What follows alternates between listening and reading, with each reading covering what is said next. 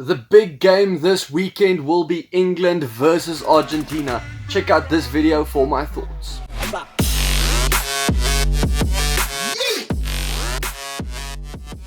Welcome back to SkinnyBru Rugby, guys. So this weekend it's the Roses versus Los Pumas, and it's gonna be a big one. I think it's one of the biggest games we can expect. It could be a do or die game, especially for Argentina.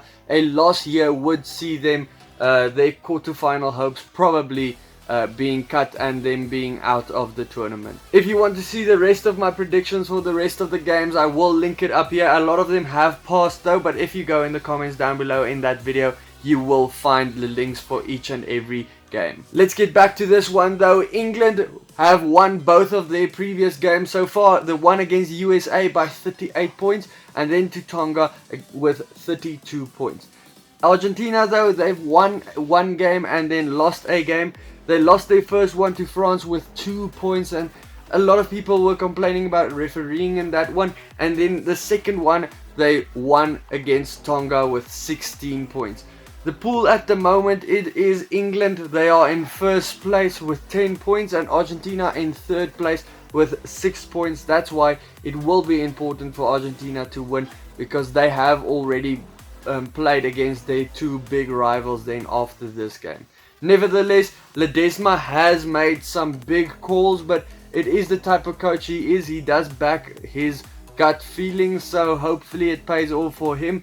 Here is what you can expect for his team. The two props, Tetas Chaparro and Figalo, who plays for the Saracens, you guys would know they have been struggling a little bit, but they could get it into gear anytime because they are good scrummagers, but just something hasn't been clicking for them this last couple of years. Then Montoya, he's in at hooker, is actually quite interesting for me because Creevy has been benched. Obviously Creevy has been the captain for the side for years. He's not the captain at the moment, but he is the type of experience you would probably have wanted on the park. But Montoya, he scored a hat-trick last week against Tonga, so he is in form, and this is the first big call Ledesma made this weekend. They are up against the English front row of Joe Marler, Jamie George and Sinclair, and they just can really do their job. They are very strong at scrum time, and I think they have the little bit of an upper hand in this one.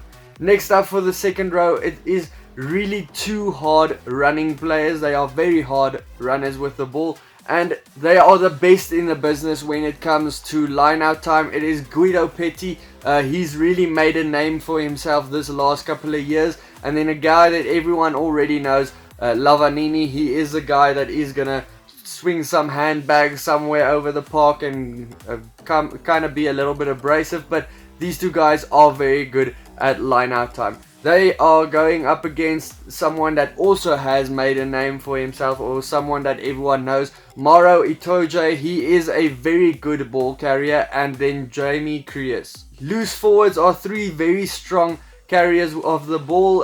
For the Argentinians, the captain Pablo Matera, Kremer, who can play in the second row as well, and then Ortega Decio. All three of them very strong runners. All three of them are quite quick as well. They are similar players. They are abrasive runners. They can kind of challenge the rucks for the English in this game.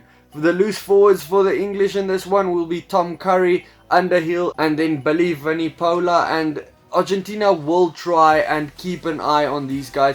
If they do cage these guys in, they can actually limit the English ball possession and actually make England struggle a little bit, and they could maybe win this game. The half-back combinations, Kubali for Argentina, and then the second interesting selection for this weekend, Sanchez hasn't missed a game of Rugby Championship and Rugby World Cup since October 2016, but this time he is actually going to miss out, with Urda Peleta being picked above him for the number 10 jersey, and he hasn't even been picked for the whole squad.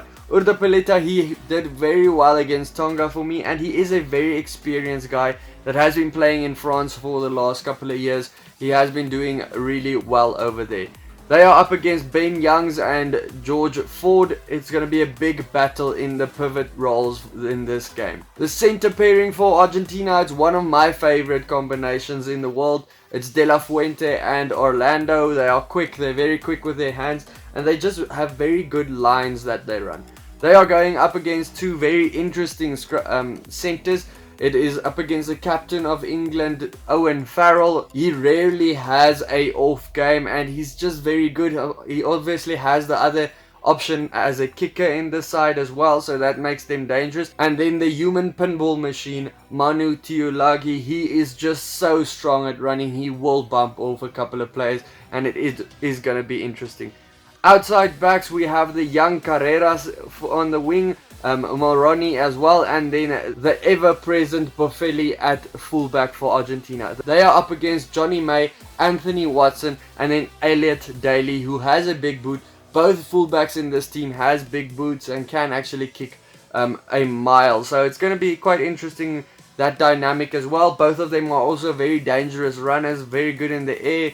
Very similar players actually if you compare them. On the bench for Argentina, they have the experienced Creevy, who will be the most capped Argentinian ever if he comes onto the park, surpassing Contempomi, Vivas Medrano, and then Alemano, Lozana, Escura, Mensah, who is only going to get his second cap, and then Delgui. The bench for England is Cowan Dickey, Marco Vanipola, Dan Coles, Courtney Laws, Ludlam, Hines, Slade, and then Jack Nowell, who will bring some speed up when he comes onto the field. It is going to be a very interesting battle in this one, especially with what is on the line for the Argentinians. They are a very passionate nation. The scrummaging is going to be key for Argentina. If they can get a hold of it and kind of sort their problems out, they will want to win, and they could actually win. But if they can't get their scrummaging in order, they are going to have problems yet again. But as always, the two playmakers, for Ford and Farrell for England, they are going to be important as well. Just having that two kickers on the field, that's the difference from the English side. Both backlines though are equally impressive for me. Orlando, he is just a master defender, and he's going to go up against Tuilagi, who is just the master attacker. So it's going to be interesting for me. The loose forward battle is also going to be interesting. All three of the players for both sides are very good loose forwards, some of the best in the world. There's young guys in there, and I think it could be very interesting to see who actually gets the upper hand at the end in this one. At the end of the day, England will not underestimate Argentina, who are only ranked at number 10 in the world at the moment.